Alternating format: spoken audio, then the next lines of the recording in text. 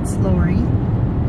I am driving home from a doctor's appointment in Napa and realized that I have not uploaded anything in weeks.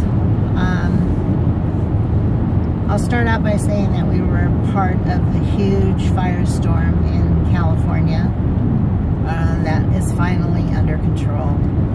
And just driving to Napa today, I saw a lot of burned out vineyards, some buildings, a lot of hills that are pretty much all gone.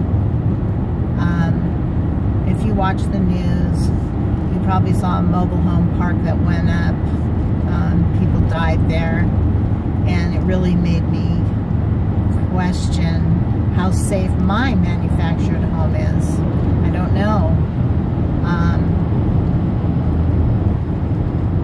Fortunately, I don't know anybody who died in these fires, but I do know people that have lost everything. They've lost their homes, their clothes, their pets, everything. The fires were whipped up by crazy winds, and it started on a Sunday night. I came home from work. It was probably about almost 10 o'clock at night, and my neighbor came out. I live in a 55 and over community, so she was really frantic. And I asked her if there was a fire somewhere because I smelled smoke. And she said, "Was there a fire?" Oh, there's actually burned out trees right next to me here. She said, "Is there a fire?" There are fires everywhere.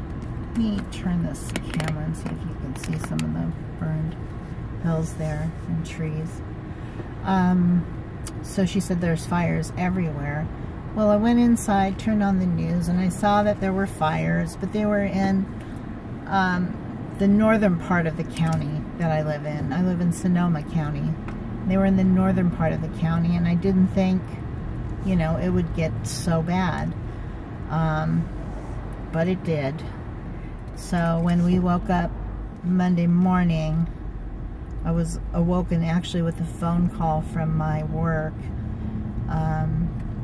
with one of the gals asking if I was okay. And I said yes, and she said, "We're calling everybody to make sure that they're okay and to let you know that work is closed today." Now it's a market, so for the market to be closed is very unusual. So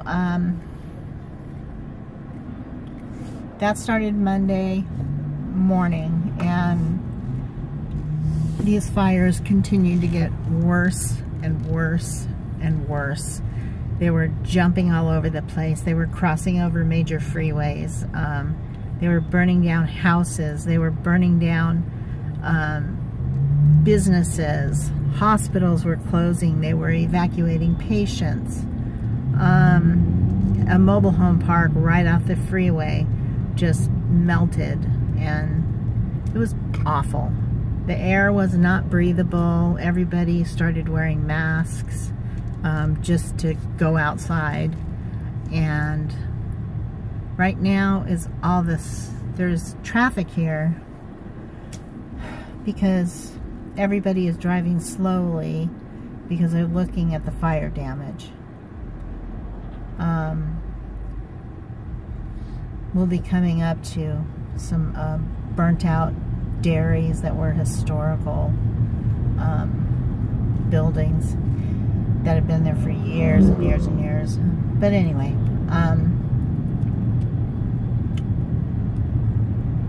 looks like this whole hillside was burned. Anyway, it was a rough week. Boy, was it ever. And the market I work in, everybody is really close there. So we had people that we work with that lost everything. And we were working with a skeleton crew for a week. I think we finally opened the store for regular hours on Monday. But it took a whole week to get everything in order and just figure out what to do. I just took my suitcase out of the car because we had packed to evacuate. Monday, I think it was Monday night, I went to my son's house because it's safer there, but I don't know. I called my boyfriend back and my neighbor, and they all said, hey, it's okay here, why don't you just come home? So I came home. I have a little dog and I don't want to drag her all over the place. The safest place to be was just going to be south, like San Francisco south, and I didn't really want to go to San Francisco because I knew that it would be very crowded. Now we're coming up here on the right. You can see this old dairy that burned to the ground. Pretty sad. And then there's more buildings that have burned down on the left that you can't see. But anyway, crap, that's just terrible. So I came home and just kind of waited it out. There was a lot of sleepless nights. The fires would come and go. And then I get a call Friday night from my boyfriend. He had gone back to work, and he called at 3 a.m. and said, you're going to need to evacuate. The fire is now in our town. So I had talked to our park manager because, you know, he runs the mobile home park and he knows what's going on all the time. So I had talked to him and asked him if we were to be evacuated, would he, you know, come and tell us so that we had enough time to get out of there. I mean, I can't imagine them saying, don't worry about those old people. They're just, you know, old anyway. We don't need to worry about them. But it was just the opposite. He said, absolutely, we will come and knock on your door until you answer the door. If you sleep through it, we have a bullhorn. We'll wait to wake you up. And I said, you could seriously break a window to get to me if you needed to. I would be okay with that. And he said, don't worry, we are patrolling the park 24 hours a day. We're watching for embers, and we're watching for fires, and we're watching for evacuations. So, when he told me that, I just bursted out crying because I was just so relieved. I was so relieved that they wouldn't forget about us. I get emotional talking about it. It's just, it was a very scary situation the whole week. Anyway, so when my boyfriend told me that I needed to evacuate at 3 in the morning, I was like, no, I'm going to wait until, you know, they come and tell me I have to leave. So I kind of stayed up for the rest of that night and ended up sleeping during the day. But it just went on and on and on. Now, today is Wednesday, so it's been a week and a half since the fires started. The fires are still going in Napa County and North Sonoma County. The air is still, I mean, it's pretty foggy, cloudy. I don't know if you can see it in this video, but, you know, it doesn't feel very good to breathe this kind of stuff. And so, my next video about my manufactured life was going to be about insurance. Shocker.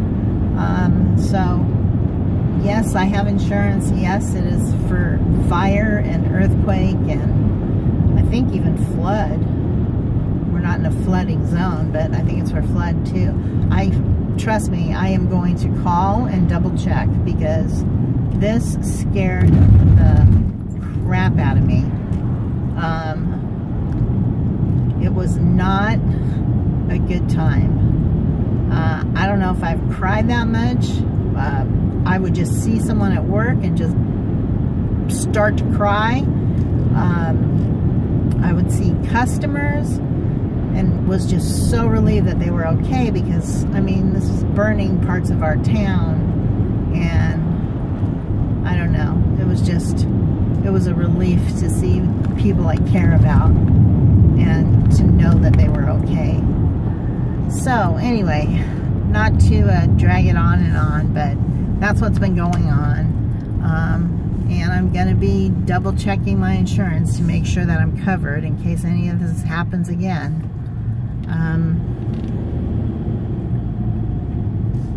The firefighters were amazing once they came. We had a few days where they weren't around because they were battling fires down in South County, and they were trying to save lives. They weren't fighting fires for the first couple days. They were just trying to get people out of their homes because that's how fast this fire was moving. I don't know if you can picture it. I mean, they say that we put our cities in the middle of a forest, which is true. I mean, you can see from driving right now, yes, it's kind of foresty and trees. But the fires in Santa Rosa, these places were right by the freeway. It was in the city, as far as I could see. It was like a city. So it was just crazy. And now they're trying to blame it on PG&E, which I don't know if that's true or not. I don't know if PG&E is at fault. That's our gas and electric company. I know that the power lines are up above. You can see them. In Southern California, power lines, we don't have those power lines. They're underneath the ground. So they're saying that, you know, these power lines snapped and started fires. And the wind just kind of carried them off, which, who knows? I don't know if something like that's probable. But anyway, my next video will for sure be about insurance and how much it costs and what it covers. So I will let you guys go. And try to have a good day and stay safe. Okay? Bye.